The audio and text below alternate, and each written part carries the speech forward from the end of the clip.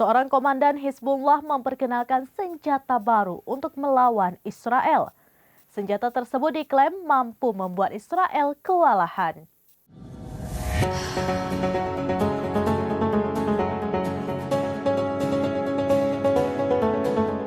Seorang komandan Hizbullah memperkenalkan senjata baru untuk melawan pasukan Israel.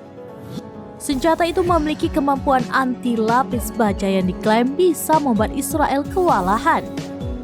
Seorang komandan Hizbullah mengungkapkan secara eksklusif kepada kantor berita Lebanon, Al-Mayadin pada Selasa 27 Februari 2024. Ia menyebut kemampuan anti lapis baja Hizbullah memiliki andil terbesar dalam pertempuran. Selain karena amunisinya, bala bantuan dan pasukan infanteri juga ikut memperkuat unit.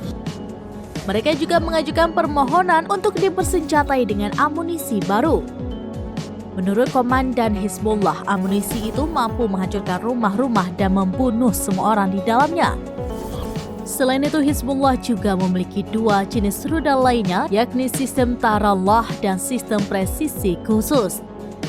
Menurut komandan, sistem presisi khusus ini pertama kali digunakan untuk menghancurkan tank Merkava Israel di Metula.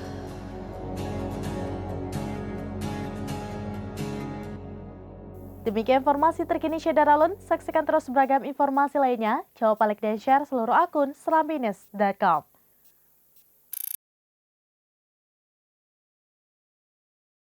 Download Tribun X sekarang. Menghadirkan lokal menjadi Indonesia.